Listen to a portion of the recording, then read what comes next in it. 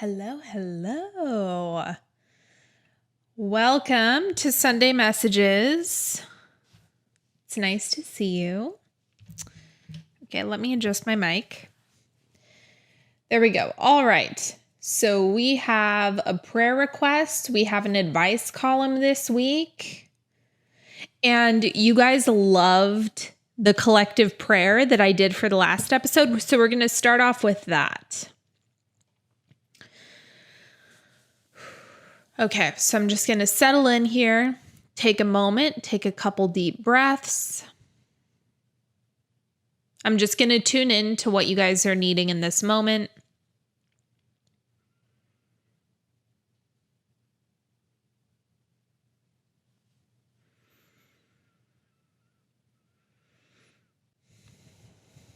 And it looks like this week there's a deep, deep need for people to reconnect with love itself. So this doesn't have anything to do with other people. This is the energy and frequency of love. So I know we've talked about this before as far as like letting the energy flow through you, tap the heart, and then directing that anywhere you want it to go. So I'm just getting that that's the key need for people this week. So I am in full agreement for this to be easily accessible. So no matter your state, no matter the circumstances, no matter the situations, people, places, any of that stuff that you have going on around you, that you're able to tap into this with ease, efficiency, and you're able to bask in this energy as long as you possibly can. I'm in full agreement for you to recognize that this is fully available to you. I'm in full agreement for you to feel this being directed to you from others, perhaps even in this moment through this prayer. I'm in full agreement for you to be surrounded and tapped into right people, right places, right times this week. I'm in full agreement for timing to be impeccable. I'm in full agreement for expedience. I'm in full agreement for solutions, resolutions, and desires to be delivered to you quickly and easily. I'm in full agreement for there to be a nice healing balm for you in the week ahead, whatever that looks like for you. Maybe it's more goodness, maybe it's elevation, maybe you are in somewhat of a dark spot in this moment. Whatever the case may be, from a space of elevation or just getting back to your normal baseline, I'm in full agreement for everything that you need and desire to be landing for you easily and effortlessly.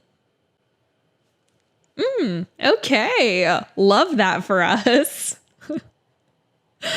All right. So let's dive into the first prayer. This is for Spencer. Spencer and his wife are expecting their very first baby and need prayers on finding a wonderful and great paid full-time job with benefits in the Northwest, Indiana, and have a place to be able to support his wife and soon to be new baby. Full agreement for all of the resources in order for everyone to be safe, comfortable, and fully supported to be delivered. Full agreement for this to be known. I'm the visual that I'm getting is like just allowing themselves to go with the current, go with the flow, and remembrance that all is available and all is provided for. This is such a human thing that we forget. It's like, oh my God, what if it doesn't come? What if it doesn't happen? And so I'm in full agreement for both of them to just know that things already exist. Desires, needs, resources. It's an ever-flowing current that already exists and they're just dipping into it. Full agreement. So before I switch gears, because this is a pretty meaty submission that I have here, this advice column. And so before that, I want to remind you, Cosmic Council starts on the 19th. So for those of you who want to get in this round, we had the Money Goddess land, which I'm really, really excited about. Carol Channing is on the lineup. So we have some theater, we have some Broadway, we have some money, and I'm so excited. The money goddess that came through, it's a Roman money goddess. Did not even know she existed. And that's the interesting thing about guides is like, you don't actually see who you need to see at the wrong times. So yes, I'm so excited for it too. It's going to be amazing. So when you're tuning in to receiving different guides, some of them will be invisible to you for some time until you're ready to receive that guide. And that is exactly what happened with this money goddess recently, because I knew that I wanted to have an abundance and money goddess or deity or God or whatever on the lineup. But I wasn't really feeling any of the ones that I kind of had in consideration. And it's so funny because I've looked up money gods, goddesses, and deities a million times. Like I have Googled that countless times. And so this one just happened to make an appearance, and the mythology that she holds is incredible. Like it is mind blowing. It is so on brand for me. We're going to be talking about her on day 2. So you get to play with her money and abundance energy throughout, the few weeks that we have together, so you can see what comes up and what you're guided to, what you're led to. It's going to be really fun.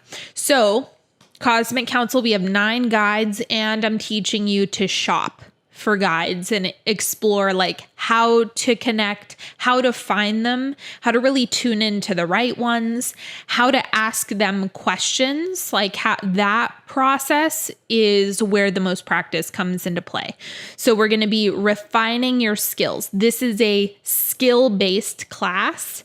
And so the entire 3 weeks is very hands-on. Like you are showing up to class, or you're doing the meditations, or watching the replays, and it's highly interactive. So you're actively a part of class. It's so much fun. It's so much fun. I'm glowing with excitement. The next thing, and this is what I need most, is Apex. Apex starts on October 1st. And boy, let me tell you, this is going to be my 3rd time going through the protocol myself. And it's not meant to be sustained all the time, all year, because the fluctuation of having the fasting period and then having the time when you're consuming, I find that I enjoy the rhythm. I enjoy like the sensation of almost a drought, right? Not having that constant input. It makes the desire and the appreciation for when you are consuming, when you are digesting things, way more pleasurable. And then when you are consuming, it makes your desire for like that clean slate, that big fat reset button, that feels really good too. So this ebb and flow that I've really achieved with doing Apex is something that I love. I love the contrast of both. I love being in a space where I'm watching movies or enjoying a show or, reading something that I might not normally read, like just having all of that, and then also having more of that empty space. All of that is so much fun. And it really makes it a richer experience. So Apex, 2-month intensive with me. It runs twice a year, once in October, once in May. And the price is going to be going up in 2023. So keep that in mind. If you want to get into the fall 2022 round, we start on October 1st sharp. So you have to get your applications in by the 30th of this month. Is there anything else I want to say about that? The only other thing that I want to mention here is that it is a massive shakeup. So if you've been feeling any type of plateau, stagnation, this is a huge initiation. And there is something to be said about a container that you are interfacing with. It's like you're evoking things from the container and the container is evoking things from you. And so if you're really desiring to have that reset button, to have that fresh slate, to really shake up any complacency or stagnation that you may have been experiencing, this is it. This is my biggest recommendation for how to do it. Anyway, go listen to the podcast episodes that I have about Apex. I'll list them in the description box or the show notes. And that is where I would learn about the nitty-gritty details. Okay? And let's dive into this advice column. Okay, and there's a lot here. There's a lot of different questions I'm going to be answering. Your work, hold on, let me start from the beginning. Hey, Sydney, your work has been bringing me new life. Thank you so much for your clarity, conviction, and fiery nature. Always. I'm always here for that. What would your definition of the new age be? So I'll just start with this. New age, it depends on what generation of person you're talking to. So if you're talking to a baby boomer, then it's going to be astrology, crystals, like the cliche, quote unquote, witchy stuff is what they will probably consider to be new age. And of course, that depends. But the younger the person, more than likely, unless they're in a really insulated community or a very insulated area, geographically speaking, they're probably going to be more familiar with these things or knows someone who is into crystals or astrology, or what a boomer might consider new age. Someone who's younger probably wouldn't consider it new age, although that is more of the colloquial term that we use for spirituality. So I think when people think new age, they think spirituality that is not based in religion in general. I am looking for advice of how to weave together the new age and my Christian upbringing. How would you weave those together? For example, tarot, yoga, meditation, crystals, witchy stuff, and then Christianity, Jesus, and the Bible. Okay. Everyone is different in how they do this, but here's how I do it. Consider that in terms of modern application, the Bible was interpreted and then reinterpreted and then reinterpreted and then reinterpreted.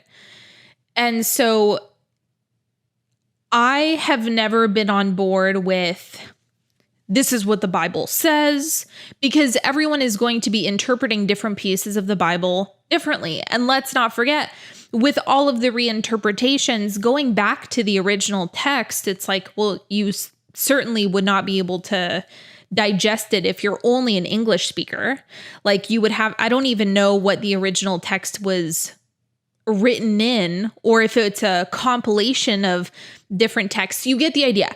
It gets complicated when we're talking about language, when we're talking about original text. It's a mess.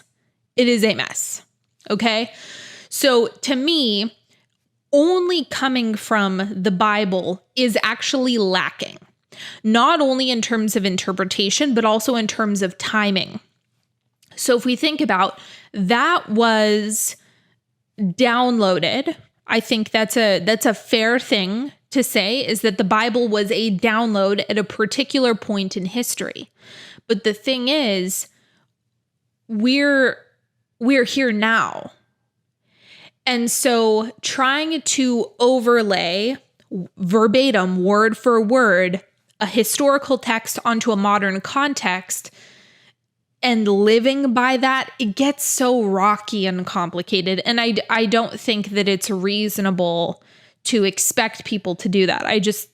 It doesn't add up. There's so much of that simply does not make sense to me. And so, of course, some people are all in on that. I'm just not. What I am interested in is the teachings, because even if you are not applying the Bible to your life word for word, it's not to say that the Bible is an evil text and that all of the teachings should be disregarded. That's too extreme of a statement too. Here's how I balance it out. It's the idea that anytime you fall into an extreme, something's up. Something's up. Extremes are generally red flags. You can have an extreme perspective, but also hold an energy of flexibility within you and not be rigid. So when it comes to the Bible, it's like, are there things of massive value? Yes, 100%. When it comes to teachings from the Bible, are there incredible lessons and interpretations that have come from that download and from that text? Hell yeah, I'm 100% on board with that. And we all know, like, speaking of cosmic council, who's number one on the lineup? It's Jesus. He's an ascended master. So how I see it is God or spiritual practice is so much bigger than just the Bible. When people are hyperfixated on the Bible, that's overly reductive. So if it's just the Bible, the context is limited, the application is going to be limited. And at this point, it's kind of like trying to squeeze a round peg into a square hole. To me, it just doesn't make sense to try to force things. So that's what leaves room for more fluidity. But I would never call someone bad for having really traditional Christian beliefs either. I don't hate religions either, just so we're clear on that. It's just that many things can exist at the same time. Many things can be true at the same time. So energetics and God and teachings from the Bible can coexist unless you take the Bible super, super literally. And again, you can cherry pick a verse from the Bible and use it to justify many things. But when I'm tuning to, well, what is the energy of God? Do I think that God is going to punish you and send you to hell where you will be burned for eternity for studying the stars? No, I do not. It's like I laugh because of the audacity of that statement to me. To me, it's like God's not going to punish you for looking at the stars and being curious about them and studying them.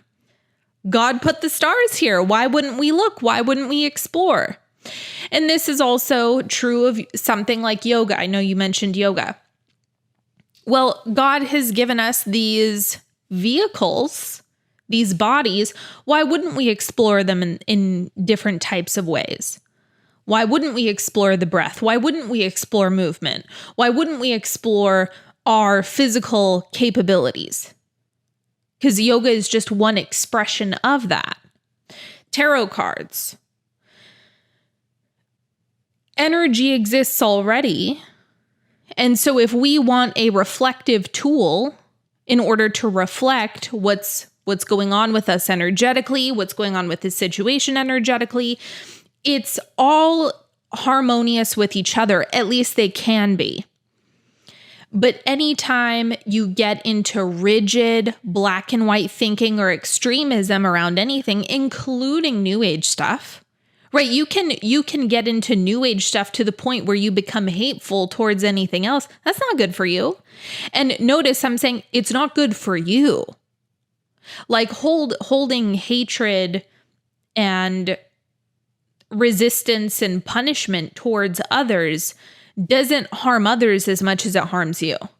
And so that's really where my perspective lies, is what is the most holistic and loving perspective that I can hold to accommodate all things? Because that's where the highest perspective is going to come from, generally. So in short, how do you blend them together? By understanding they can all coexist and understanding that extremes are where you tend to shift into rigidity. And that, to me, I would use as like the red flag. There are a lot of testimonies on YouTube about people who get saved and drop everything new age and solely focus on Jesus and the Bible, etc.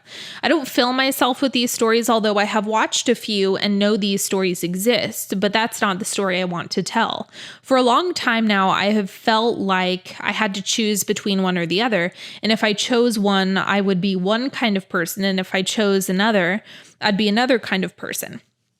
Yes, so that has to do with over-identification of one facet of your beliefs.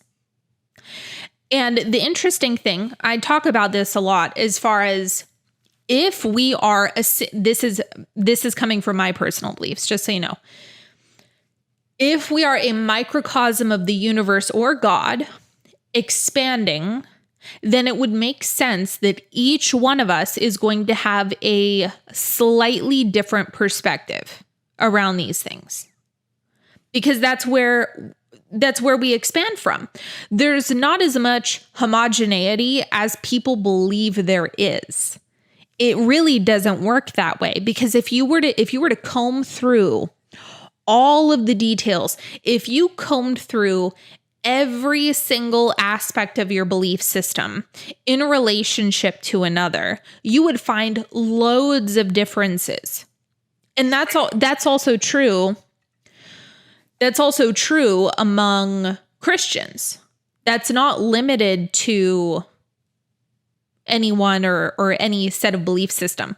And so for me, it's like belief systems are an aspect of self, but they do not encapsulate the full identity of self, right? It's not that if that's one aspect of your identity, you don't have to make that front and center as the entirety of you. You are a holistic mosaic. This is just one tile, if that makes sense.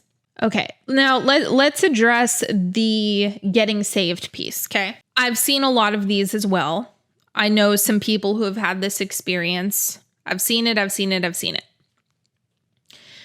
And it's interesting to me only because it's like we're all trying to get to the same place emotionally. And I also find that there is a lot of value or perceived value in the sense of community that can come from something like Christianity. Think Bible study groups. There is social gain to be had from that. People could argue the same goes for spirituality, New Age stuff. But I find that one of the pieces that attracts people back to Christianity is community. This is just an observation that I've had, or a sense of acceptance. And the other thing is that there's a lot of people who really do thrive with a lot of rules. I'm not one of them, but there are people who access more of their ability to thrive in those types of environments. So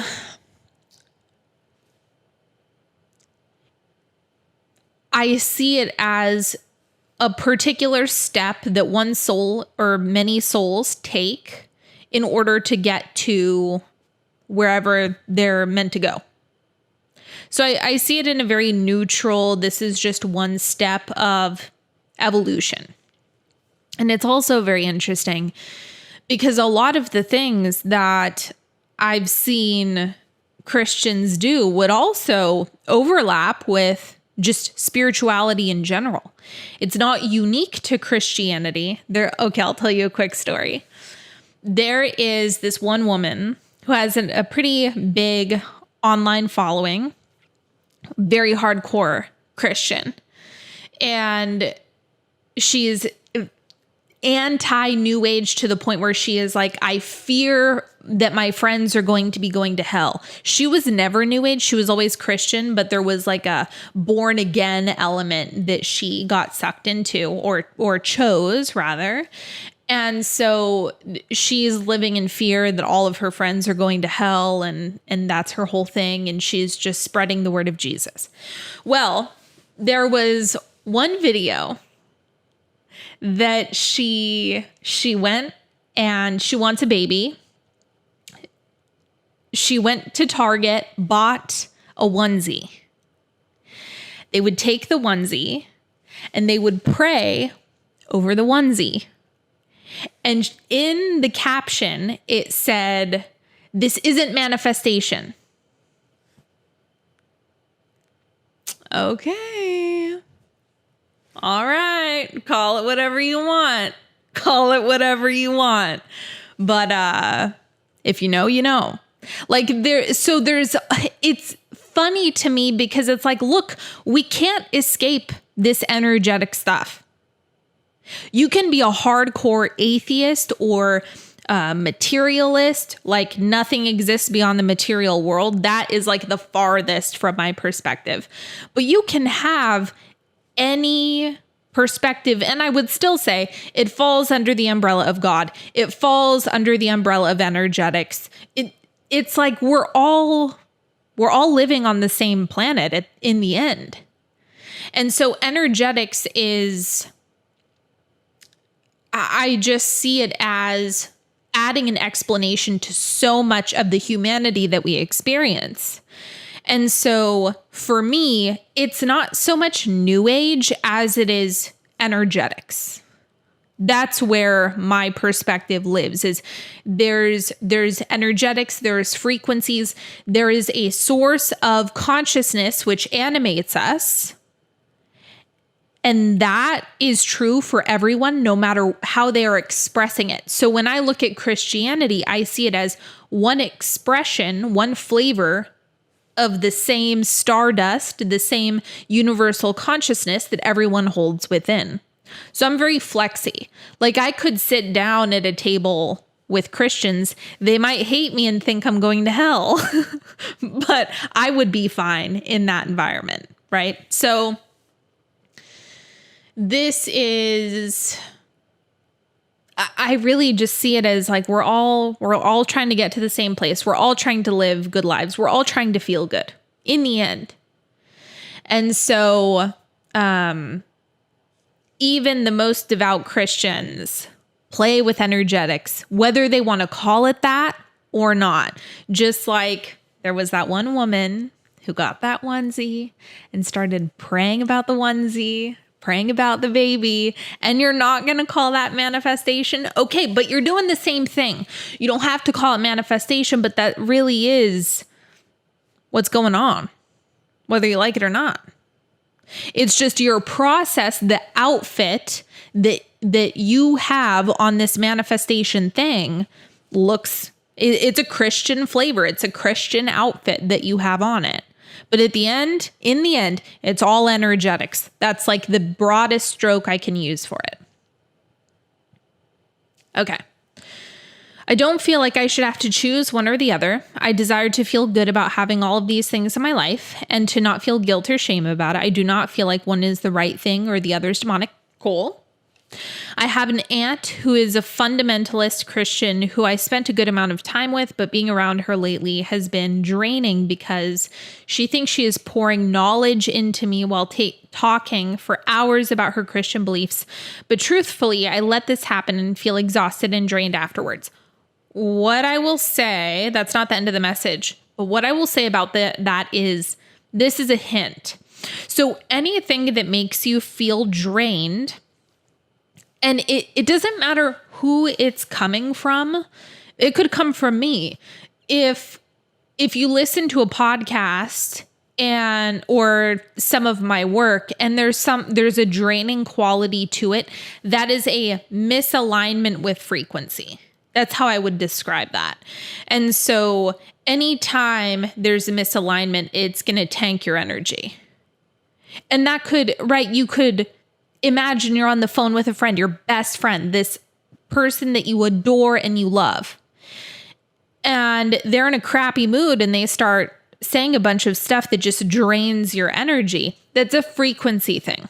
Now, the same goes for if someone is speaking at a frequency that is really, really, really high and you haven't calibrated there, that can also be tiring just because of the energetic flow and the amount of energy that can be received. Now, generally, I haven't found that with Christians just because the text is so old. The belief system, I don't want to say this and be disrespectful, but it's like it's stale. It's not like on the edge of humanity's expansion. It's like this relic of the past. It's this, if you listen to Seven Deadly Shadows, it's one of those passport stamps that we have historically that continues to be reactivated again and again and again and again. And that's really what it is. So I haven't found, or I haven't experienced a Christian or preacher of any kind who was speaking at a really high frequency that was requiring me to recalibrate to it. It's usually the opposite, but that's just because of the date and the age of the information. So that's a clue. That's a clue that there is a disconnect in frequency. There's a misalignment in the frequency. And I'm saying this neutrally. It just is. It's just there's a mismatch there. My prayer is to have a solid conversation with her that is based in love and growing together about how my beliefs differ from her at certain points, but we can still maintain a connection and have fun and grow together. Okay. First of all, you have to take her reaction out of it and exclusively focus on your feeling good about your belief systems. That is the best way to go about this, because anytime you start to bring in how she's going to react, it's going to knock you off your game. It's going to make it so that it's just going to complicate things. So that would be the first piece to drop and make it, because then you're getting into a condition that is, I'm saying this loosely because it's not totally accurate, but it's like beyond your control in the sense that in your mind, in this moment, you don't believe that you have influence over that. So it's gonna mess up the creation, where instead you just want to stabilize yourself in how you feel in this aspect of your identity. Because remember, it's just one facet. It's one aspect. The same way her beliefs are just one asset or one aspect of her. And so if you can see it, like shrink how big this piece is for you and her. And I think that'll make a significant improvement just perceptually. And then the other piece would be witness how loving she is, how kind she is, how fun she is. Like really emphasize the good aspects of her that you love. And just start there. Don't worry about forcing anything. Definitely do not get in. My biggest recommendation would be not to get in any discussions or try to convince her of anything. Let it be organic, let it flow, and make sure you're stable before approaching or commenting or responding to any of these conversations that are coming up. And you will find that she then has space and opportunity to surprise you. That's really what you're going for. And full agreement for the connection and the love that you experience between the two of you to be stable and consistent. All right, friends. Let's pull some cards.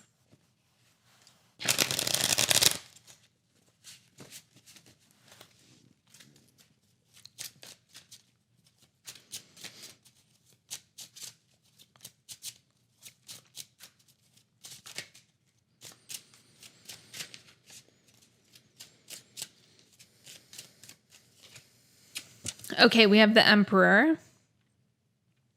I'm not going to speak on this yet. I want to see what else comes up first.